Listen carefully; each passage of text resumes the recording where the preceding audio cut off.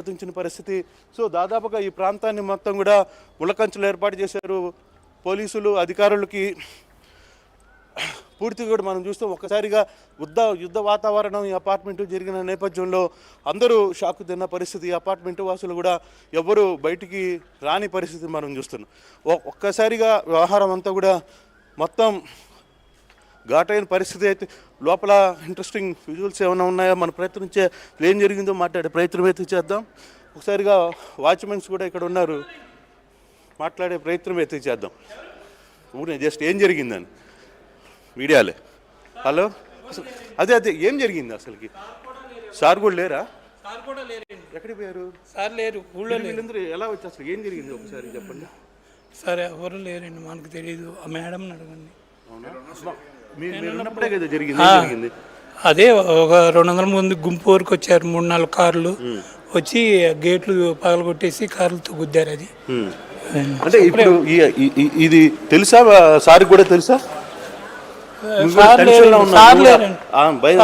భయంలో ఉన్నావా? ఏం జరిగింది అసలుకి? ఏం జరిగింది? అంటే ఎవరు వచ్చారు, ఏం జరుగుతుంది? ఎవరు వచ్చారు కూడా మాకు తెలియదు సార్. ఎవరో బయట వాళ్ళు వచ్చారు కదా, వచ్చి ఇక్కడ రాళ్ళ దాడి చేశారా? మేము లోన్ వర్క్ లో ఉన్నాం సార్, మాకు ఎవరు వచ్చారో కూడా తెలియదు సార్. అది మేము ఇంకా గేట్ దగ్గరికి వెళ్ళి. ఎంతమంది ఉంటారమ్మా? 30 ఫ్లాట్స్ ఉంటాయి సార్. 30 ఫ్లాట్స్ ఉంటాయి. అందరూ ఒకసారిగా భయపడ్డ పరిస్థితి ఉందా? భయపడతారు సార్, ఎవరు భయపడుకోకుండా ఉంటారు సార్, అంతే. మరి ఒక్కసారి ఎందుకు అంతమంది వచ్చి రాళ్ళు విసిరాల్సిన పరిస్థితి? అవి మాకు తెలియదు సార్, ఎందుకు వచ్చారో ఎందుకో తెలియదు. సో వంశీ గారు అయితే లేరు సార్. ఇంకెవరైనా ఉన్నారా ఇక్కడ? ఇంకెవరు లేరు సార్. ఇంకా అపార్ట్మెంట్ ఎవరు లేరు, విఐపీస్ ఎవరు లేరు, అందరూ ఆ ఊర్లోనే ఉన్నారు. అందరూ బయటే ఉన్నారు. ఇక్కడ రామకృష్ణ కూడా ఇక్కడే ఉంటారు కదా? లేరు సార్, సార్ కూడా ఊర్లోనే ఉన్నారు. ఇదే ప్రాంతంలోనే ఇదే అపార్ట్మెంట్లోనే యనమల రామకృష్ణుడు కూడా ఇక్కడే నివాసం ఉండే పరిస్థితి అయితే ఉంటుంది. కానీ ఒక్కసారిగా ఈ వ్యవహారం మనం ఒకసారి చూస్తే మొత్తం ఇక్కడ ఉన్న 30 ఫ్లాట్లలో వాళ్ళందరూ కూడా భయాందోళనకు గురయ్యారు. కనీసం వాళ్ళు మాటలు చెప్పడానికి కూడా భయపడుతున్న పరిస్థితి మనం చూస్తున్నాం. రోహిత్, మొన్న కార్లని ధ్వంసాన్ని మొత్తాన్ని కూడా ధ్వంసం చేశారు, గేట్లన్నీ కూడా ధ్వంసం చేశారు. ఈ అపార్ట్మెంట్లో వంశీ ఉంటున్నాడు అన్న కారణంగానే ఈ ప్రాంతానికి వచ్చి ఇక్కడ దాడి చేయాలని ఒక ప్రయత్నం యార్లగడ్డ వర్గీయులు చేశారనేది వీళ్ళు చెప్తున్నారు. ఎవరు వచ్చారు కూడా తెలియదు, వచ్చారు, రాళ్ళు విసిరారు, పూర్తిగా ధ్వంసం చేశారు. ఈ ప్రాంతం అంతా రచ్చరచ్చ చేసి ఇక్కడి నుంచి వెళ్ళిపోయిన పరిస్థితి అయితే ఉంది. బ్రదర్, మీరు ఇక్కడే ఉంటారా? ఇక్కడికి వచ్చి ఒక నిమిషం ఇట్రా. అసలు ఏం జరిగింది? నేను ఇప్పుడే వచ్చాను సార్. మీరేం చేస్తుంటారు? Car driving. ఎవరిది కారు?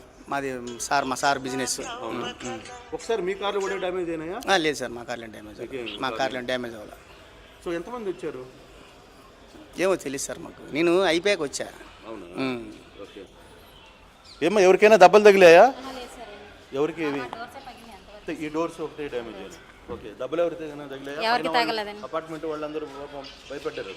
భయపడ్డారు అంతే సార్, ఎవరు కిందకి రాలేదు సార్. మీరు వెళ్ళిపోండి సార్ మమ్మల్ని. రైట్. ఒక్కసారిగా ఇక్కడ జరుగుతున్న పరిస్థితులు అయితే మనం చూడొచ్చు. పూర్తిగా వాచ్మెన్స్ ఉన్నారు, వాళ్ళు కూడా మేమేమి చెప్పలేకపోతున్నాం, ఎందుకు వచ్చారో తెలియదు, ఏం జరిగిందో తెలియదు అని చెప్పుకునే ప్రయత్నం అయితే చేస్తున్నారు. చూడొచ్చు మనం మొత్తం 30 అపార్ట్మెంట్లు. ఈ అపార్ట్మెంట్లో 30 కుటుంబాలు ఉంటున్నాయి. వివిధ వ్యాపారస్తులు, వివిధ రంగానికి సంబంధించిన పారిశ్రామికవేత్తలు, తర్వాత ఇతర నేతలు అందరూ కూడా వచ్చిన పరిస్థితులు అయితే మనం చూసాం. ఇవన్నీ కూడా ఒక్కసారిగా పూర్తిగా కూడా పోలీస్ కంట్రోల్లోకి తీసుకోవడంతో కొంత ప్రశాంత వాతావరణం ఇచ్చింది. పోలీసులు తక్షణమే అక్కడ వచ్చిన పరిస్థితి అయితే ఉంది. పోలీసులు అన్ని రకాల అవసరమైతే బాష్పవాయువులు కూడా ప్రయోగించడానికి కూడా సిద్ధమయ్యారు. ఉన్నతాధికారులు చేరుకోవడం, ఒకసారిగా అధికారులందరినీ